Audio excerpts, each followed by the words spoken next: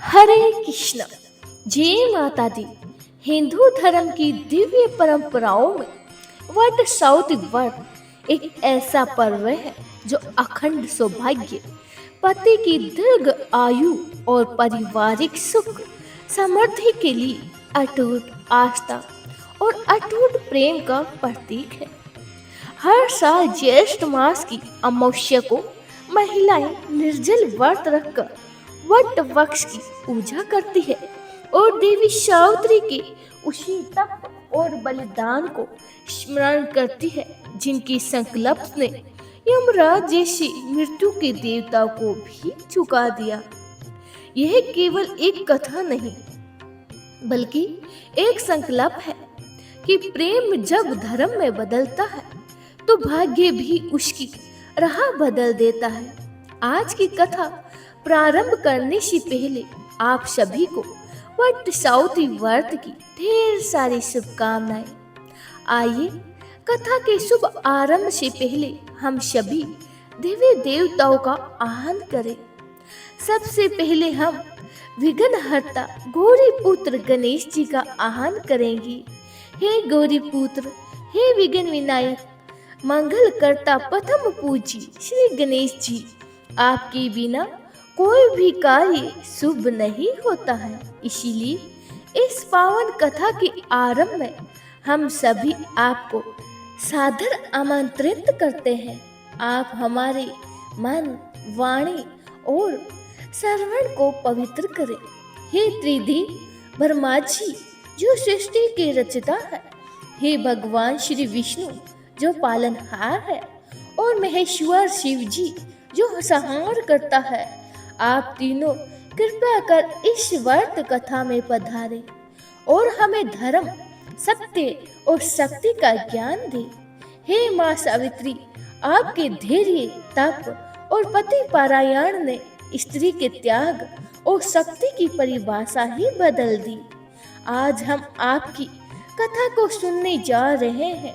हमें आपकी ही तरह श्रद्धा, शक्ति और साहस दे। हे देव सत्यवान, आपका प्रेम और विश्वास ही माता सावित्री का बल बना है। आप हमारे जीवन में सत्य और समर्पण का मार्ग प्रदान करें। और हे यमराज जी, आप धर्म के दूत हैं, पर हम आपसे कर बंद प्रार्थना करते हैं, किसी भी सुहागिन का सुहाग ना टूटे, किसी घर में अकाल मृत्यु ना हो, हर स्त्री का जीवन सुखमय हो, उसका परिवार दीर्घ आयु और स्वस्थ रहे। आपके द्वारा दी गई मृत्यु को भी प्रेम और संकल्प से हराया जा सकता है। यह माता सावित्री ने सिद्ध किया है। हम सभी आपको प्रणाम करते हैं।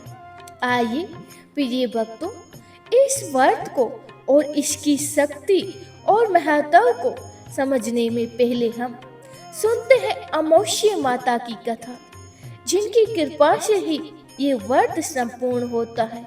और फिर सुनेंगे वह महान कथा जिसने काल के नियम को भी मोड़ दिया, माता सावित्री और सत्यवान की पावन गाथा। एक ऐसी स्त्री की कथा जिसने तप, धर्म और प्रेम के बल पर मृत्यु से जीवन जीत लिया। ये केवल कथा नहीं, ये श्रद्धा का सेतु है जो हर सुहागिन को विश्वास और शक्ति से भर देता है। प्राचीन समय की बात है कि एक नगर में धर्मपरायण ब्राह्मण कुल में जन्मी एक स्त्री अपने पति के साथ सुखपूर्वक जीवन व्यतीत कर रही थी, परंतु उसकी एक आदत बहुत ही कष्टकारी थी। वह हर अमावस्या तिथि पर नहा धोकर भोजन बनाकर पहले खा लेती, बाद में पूजा पाठ किया करती थी। धीरे धीरे समय बीतता गया। अमावस्या माता इस व्यवहार से अप्रसन्न थी। एक दिन उस स्त्री ने पहले भोजन कर लिया और बाद में पूजा की। तब उसके घर की लक्ष्मी धीरे धीरे लुप्त होने लगी। संतानें बीमार रहने लगी। उसकी धन, सुख, समृद्धि सब कुछ धीरे धीरे नष्ट होने लगी और एक के बाद एक अशुभ घटनाएं उसके घर में घटने लगी। वह स्त्री समझ नहीं पाई कि ऐसा क्यों हो रहा है। फिर एक दिन अमावस्या माता ने स्वप्न में उसे दर्शन दिए। माता ने कहा, हे देवी, तुम हर अमावस्या को पहले भोजन कर लेती हो और बाद में मेरी पूजा करती हो। क्या कोई भी अतिथि के आने पर उसे छोड़कर पहले भोजन कर लेता है? जब तक मेरी पूजा नहीं होती है उस दिन भोजन वर्जित है। मेरे नियमों का उल्लंघन करने से ही तुम्हारे जीवन में कष्ट आए हैं और अगर अब तुम प्रायश्चित कर हर अमावस्या को व्रत पूर्वक मेरी पूजा करोगी तो पुनः सब कुछ प्राप्त कर सकोगी। उस स्त्री ने प्रातः काल जागते ही प्रायश्चित किया, पवित्र भावनाओं से व्रत रखा, दिन भर उपवास किया और संध्या को दीप जलाकर अमावस्या माता की पूजा की। धीरे धीरे उसके घर में फिर से सुख, शांति और समृद्धि लौट आई। तभी से ये परंपरा बनी है कि अमावस्या के दिन श्रद्धा, नियम और संयम से अमावस्या माता की पूजा की जाए, व्रत रखा जाए और विशेष रूप से व्रत सावित्री जैसे व्रतों में, क्योंकि यह व्रत अमावस्या को ही रखा जाता है। जो भी स्त्री इस दिन नियम पूर्वक अमावस्या माता की कथा सुनती है उसे समस्त पुण्य फल प्राप्त होते हैं, उसके पापों का नाश होता है और वह व्रत भी संपूर्ण रूप से सफल हो जाता है। सभी प्रेम से बोलिए अमावस्या माता की जय हो। अब जब हमने अमावस्या माता की कथा सुनी है तो आइए अब हम सुनते हैं वह परम गाथा जो व्रत की आत्मा है, सत्यवान और सावित्री की महाकथा। सावित्री और सत्यवान की कथा सबसे पहले महाभारत के वन पर्व में मिलती है, जब युधिष्ठिर महाराज ने मार्कंडेय ऋषि से पूछा था कि हे ऋषिवर, क्या कोई और भी ऐसी स्त्री थी जिसने द्रौपदी जितना कठिन व्रत किया था? तब मार्कंडेय ऋषि उन्हें विस्तार पूर्वक देवी सावित्री की कथा सुनाते हैं, जिसे एक समय महादेव जी ने देवी पार्वती को सुनाया था। कथा के अनुसार मध्य देश के राजा अशुभपति ने पत्नी सहित संतान के लिए सावित्री देवी का विधि पूर्वक व्रत और पूजन करके पुत्री होने का वर प्राप्त किया। सर्व गुण संपन्न देवी सावित्री ने पुत्री के रूप में अश्वपति के घर कन्या के रूप में जन्म लिया। कन्या के युवा होने पर अश्वपति ने अपने मंत्री के साथ सावित्री को अपना पति चुनने के लिए भेज दिया।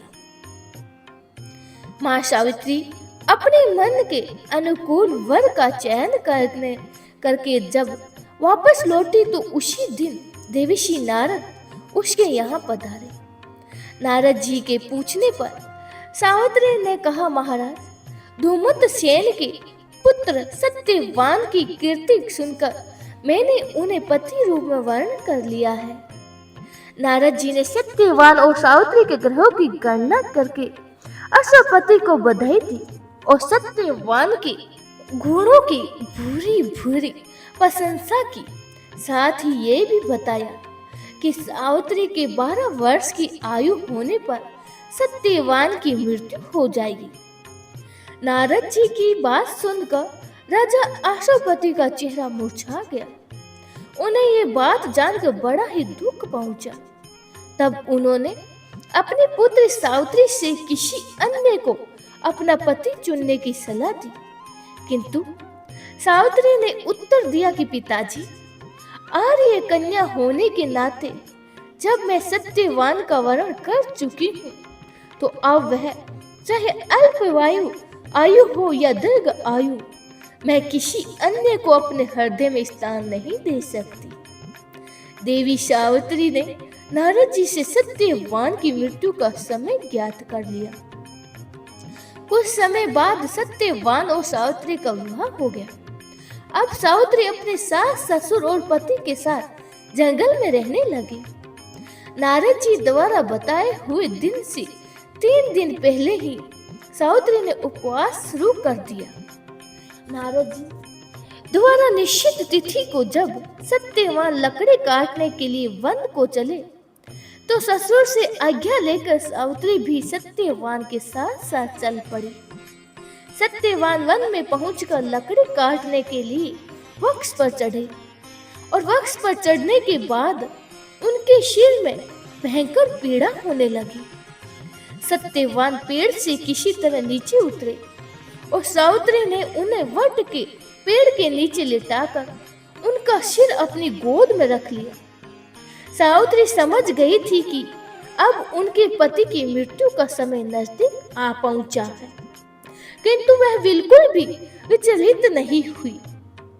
देखते ही देखते यमराज जी ने ब्रह्मा जी के विधान के रूपरेखा को सावित्री के सामने ही स्पष्ट किया और सत्यवान के प्राणों को लेकर चल पड़े। कहीं कहीं पर कुछ कथाओं में ऐसा भी उल्लेख मिलता है कि वट वृक्ष के नीचे लेटे हुए सत्यवान को सांप ने डस लिया था।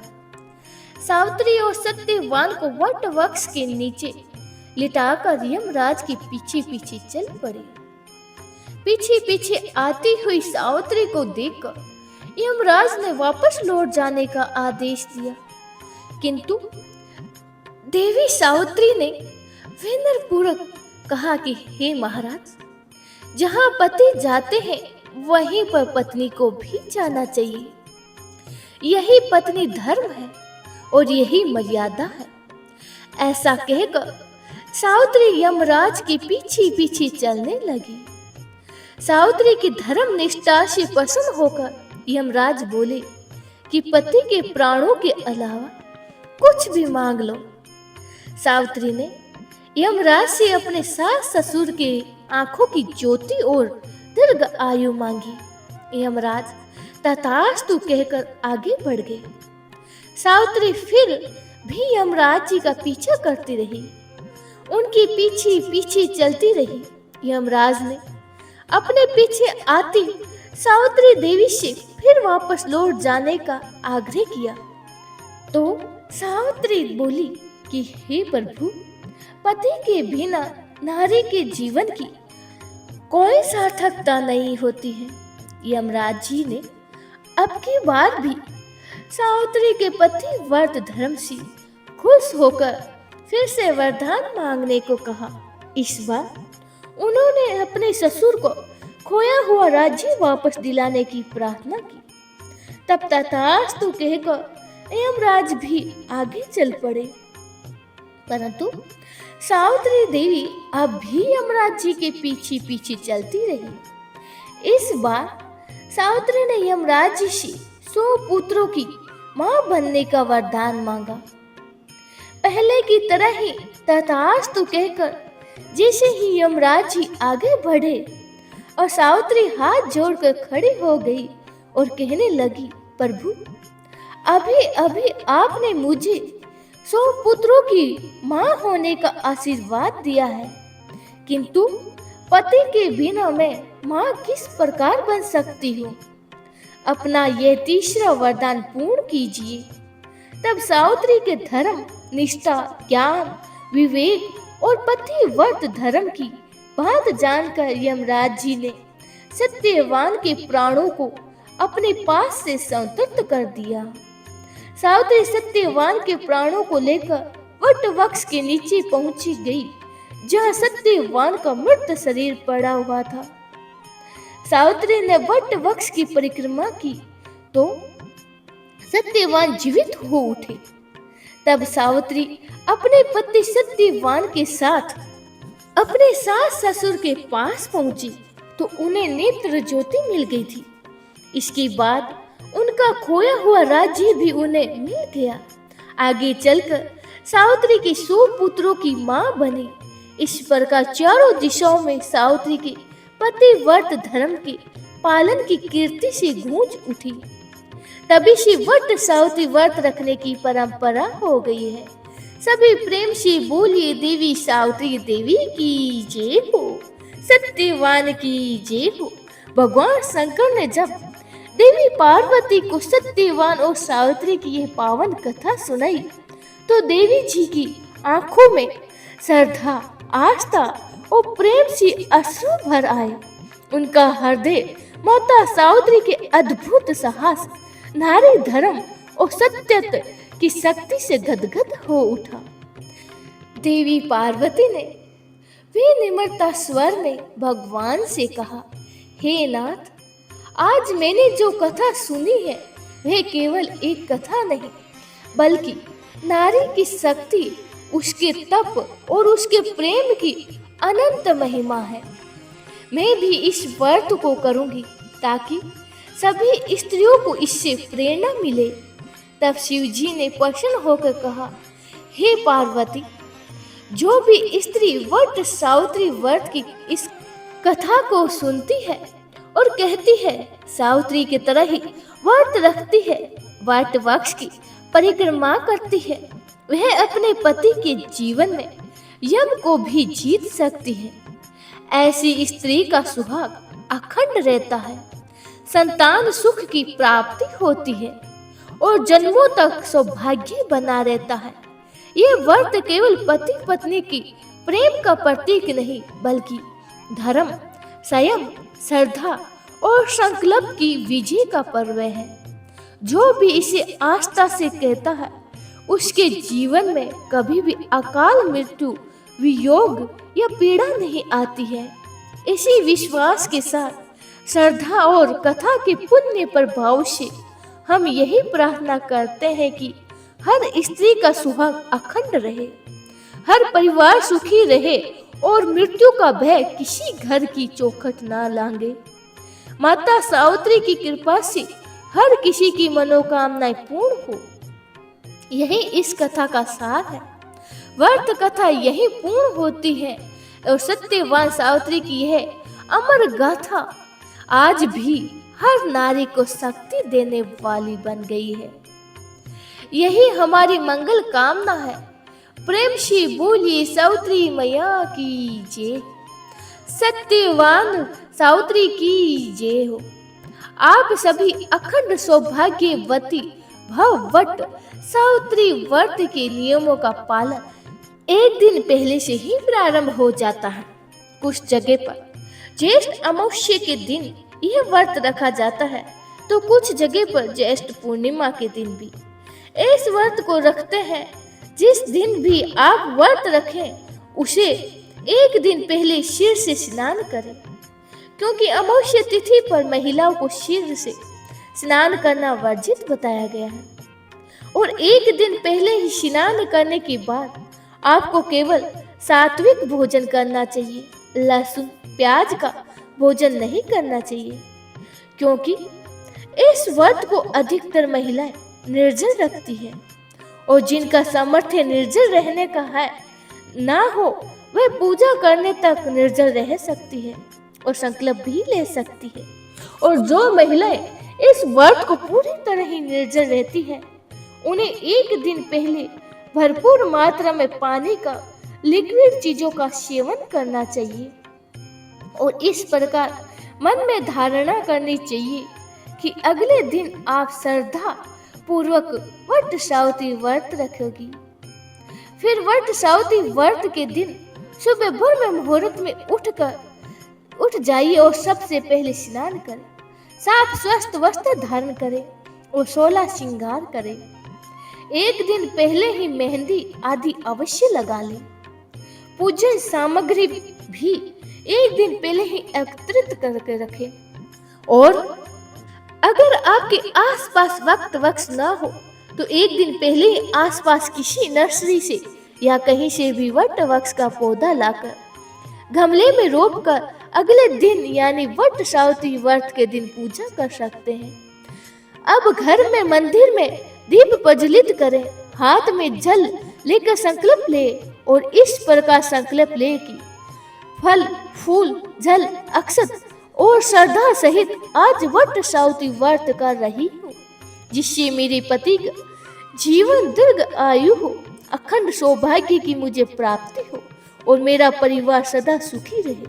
वट सावित्री व्रत की पूजन सामग्री में वट वृक्ष, कच्चा सूत या कलावा, रोली, हल्दी, अक्षत, सिंदूर, चूड़ी, चुनरी, फल, फूल, नारियल, श्रृंगार की जो भी सामग्री हो, साथ में बांस का पंखा, सूखे मेवे और श्रृंगार की जो भी सामग्री है वह आप दो जगह रखें।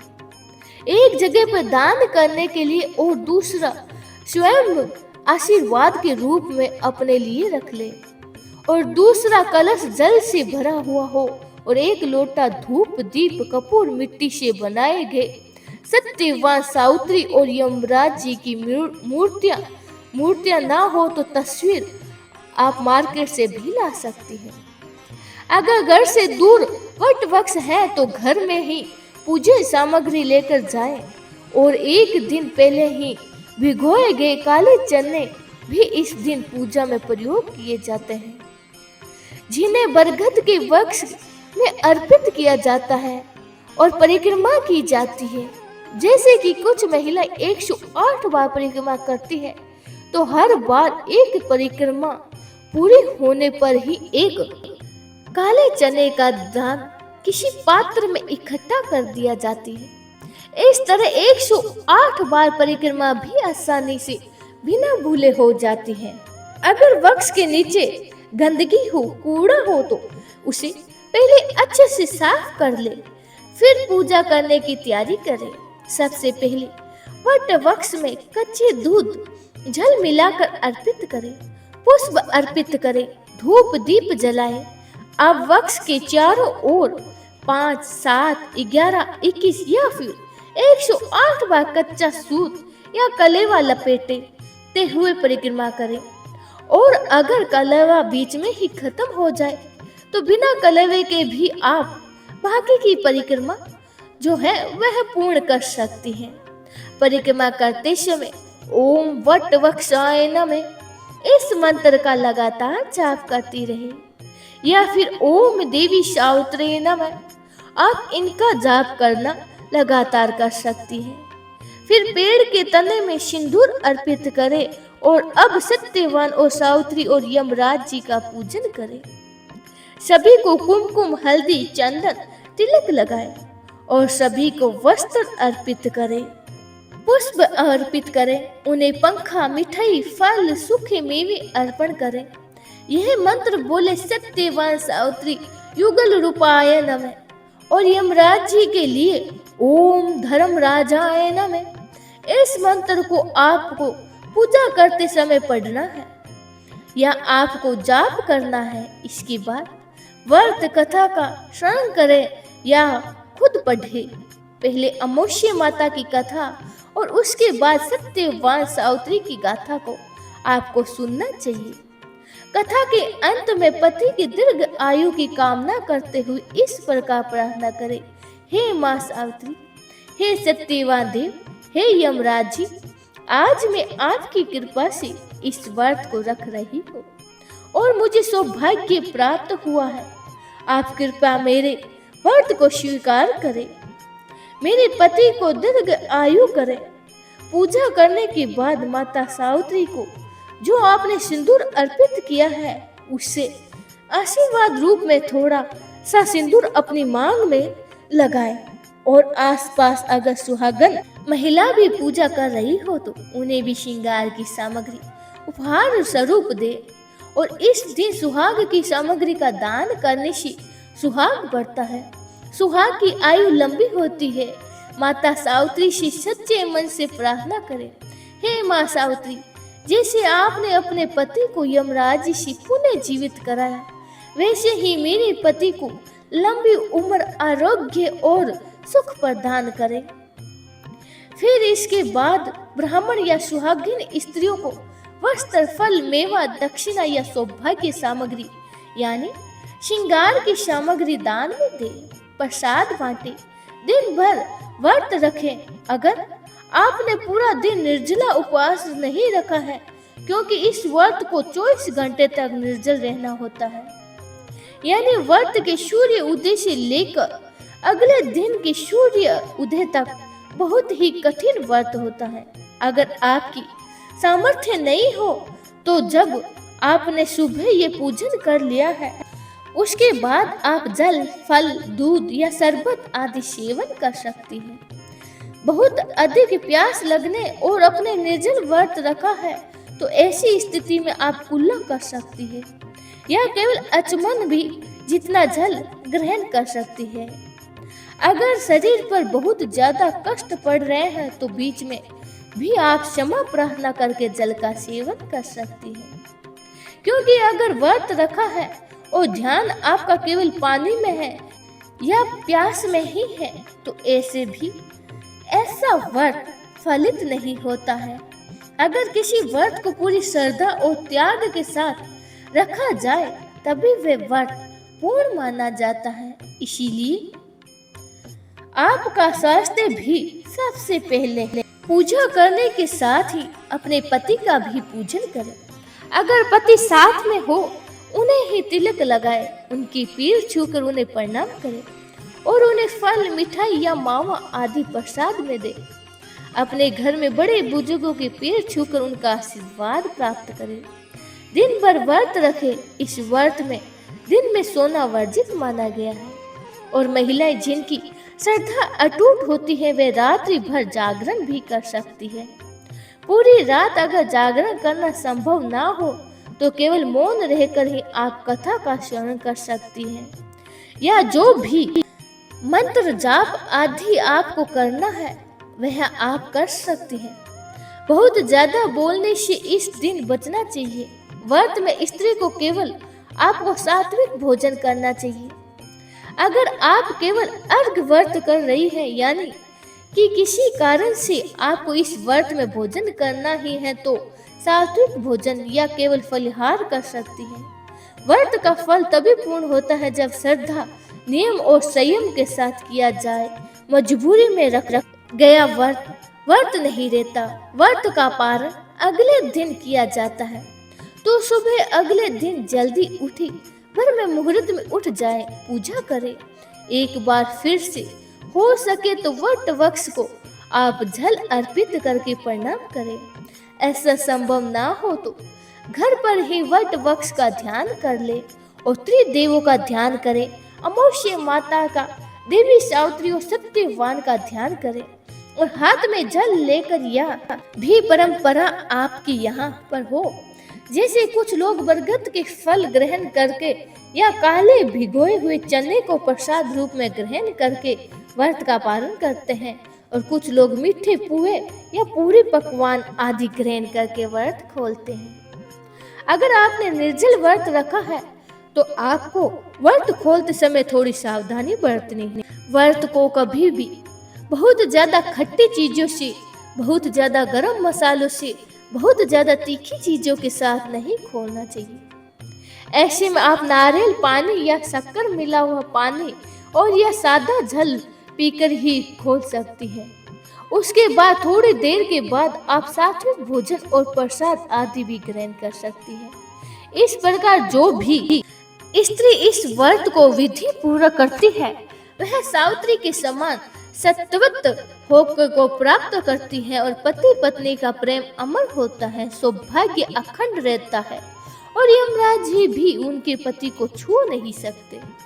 व्रत की जो भी पूजा सामग्री है उसका विसर्जन आपको अगले दिन व्रत खोलने के बाद ही करना चाहिए। ये थी आज की वीडियो। जय श्री कृष्णा, राधे राधे। माँ सावित्री देवी की जय हो।